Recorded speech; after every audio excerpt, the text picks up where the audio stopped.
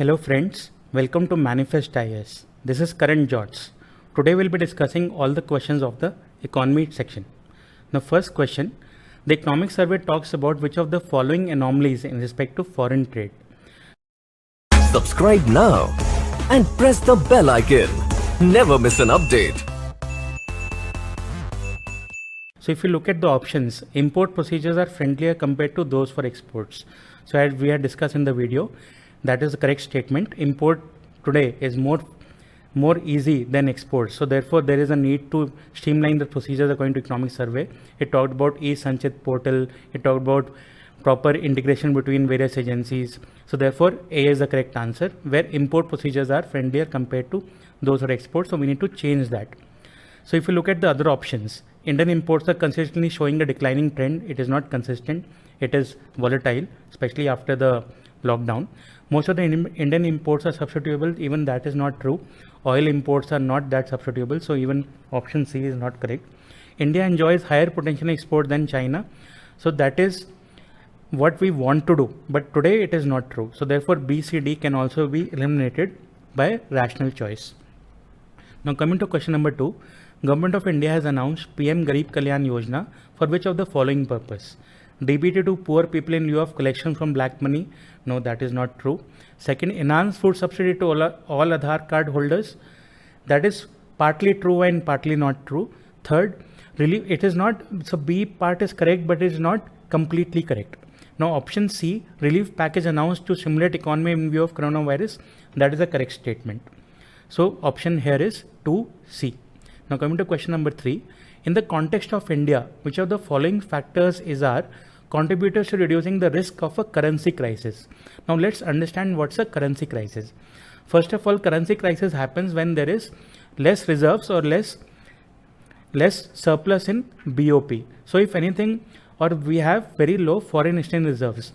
So if anything is earning foreign currency for India, that will reduce the risk of a currency crisis. So the foreign currency earnings of India's IT sector, it will get in money, so that will reduce the risk. Increasing government expenditure, we cannot say for sure. Remittances from Indians abroad will also increase the foreign exchange reserve. So 1 and 3 are the answer. So therefore 3 option is B. Which of the following are quantitative measures in monetary policy? So as we know, there are quantitative measures and qualitative measures. So quantitative is where the quantity of money supply changes, and quality is where the money which is available, it is used in a different purpose. So how does RBI enable different usage of the same money? So quantity here means simply the quantity of money has to change. So cash reserve ratio is nothing but the amount of money a bank has to keep with RBI at all times. So if you change CRR, there will be less money available with the banks. So therefore CRR is a quantitative measure. Margin requirement is more of a quality measure. It's about how much loan can a borrower take. Call money is between borrowing by the banks. RBI is not even involved in the call money. So in India, call money is referred to as MIBOR, Mumbai Interbank Operating Rate. So we can see from this, only one is the answer, or option A. Now coming to question number 5. Consider the following statements with respect to agriculture credit in India. So commercial banks provide more than 70% of institutional credit to agriculture. That's the correct statement. So we have 3 pillars where commercial banks 70%, cooperatives roughly 22%, and RRBs provide roughly 8% of institutional credit to agriculture. Now, so therefore first statement is correct. Now on lending by NBFCs will be treated at par with private sector lending. So this is also true, where because of the recent liquidity crisis with NBFC. So this is a current affairs. So on lending is nothing but NBFCs acting like agents of commercial banks to fulfill private sector lending targets. So therefore on lending by NBFCs to agriculture is, and what are the limits? It's up to 10 lakh rupees or per farmer limits are imposed by the RBI. So therefore on lending is part of private sector lending. So here correct answer is both 1 and 2. Now coming to question number 6. Which of the following committees recommended drastic changes in industrial sickness, or SICA and BIFER? So the correct answer here is Omkar Goswami Committee. Omkar Goswami Committee was for industrial sickness. Narasimha Committee was for banking, as we can recall. So correct answer here is D, 6D. Now coming to 7th question, PJ Nayak Committee is related to. PJ Nayak Committee is for banks, so it is for governance of bank boards. So it is about governance of bank board. So 7C is the answer. Now coming to question number 8, consider the following with respect to foreign institutional investors. Now FIIs are subject to limits on investment as per the limits permitted on FDI. That's the correct statement, because Arvind Mayaram committee had suggested a concept of composite limits where foreign ownership is defined compositely, that is FIIs or FDI. Second, sovereign wealth funds are also allowed as a category under foreign institutional investors. Yes, that is also true. So sovereign wealth funds are treated as FIIs. So therefore both 1 and 2 is correct, or 8C. Now coming to question number 9, which of the following is the main criteria to include companies in benchmark indices? Now what are these benchmarks? See, Sensex is a benchmark for BSE, which is Sensex 30. Same way we have Nifty 50. So what is the criteria of inclusion of companies in Sensex? It is market capitalization, or the largest 30 companies. So therefore market capitalization is the correct answer, which is 9B. So turnover is not a concern. Government holding is also an index, but it is not a benchmark index. Profitability is also a potential of future earning, but not market capitalization. Market capitalization is simply number of shares into value of shares. So turnover and profitability will contribute to value, but not benchmarks. So correct answer here is 9B. Now coming to question number 10, what is greenfield investment? So greenfield is nothing but a new investment made by companies. So if we look at the options of a form of foreign direct investment where a parent company starts a new venture in a foreign country by constructing new facilities. So therefore this is the correct answer. So therefore 10A. Now if you look at the other options, investment by non-residents, investment in shares, these are simply not greenfield or brown. See, brownfield is expansion, greenfield is new. So form a direct where particularly to launch a new production activity. So again, this is a company purchases or leases, that is what merger and acquisition. It is not greenfield but brownfield. So correct answer is 10A. Now coming to question number 11, consider the following statements about Swachh Bharat Kosh. So funds will be utilized for improving cleanliness levels in rural and urban areas, especially in schools. That's a correct statement. Second, it will be under Ministry of Tourism. No, it is under Ministry of Finance. So if you eliminate option 2, correct answer would be C, 1, 3, 4. So seeing the second statement, we can go for option C, where 2 is not the correct answer because it is under Ministry of Finance. So it functions as the Finance Minister and PM takes monitoring from time to time. And also last point, project under it will be implemented and carried out by existing institutions as state, district and sub-district level is also true. So correct answer here is 1, 3 and 4. Now coming to question number 12, which of the following is not a feature of Pradhan Mantri Jan Dhan Yojana? Again, not a feature. Universal access is a feature. Providing overdraft facility and RuPay cards is also a feature of Pradhan Mantri Jan Dhan Yojana. Literacy is also a core component under Pradhan Mantri Jan Dhan Yojana. But credit cards are not issued. It is only RuPay debit cards. So correct answer here would be D. So therefore 12, D is the answer. Now coming to question number 13, which of the following statements appropriately describe the fiscal stimulus? So if you look at option B, it's an affirmative action by the government to boost economic activity in the country. So correct answer here is option B. So if you look at other options, it's a massive investment by government in manufacturing alone. So it does not mean manufacturing alone. Fiscal can be broad-based, can be tax, can be more expenditure, etc.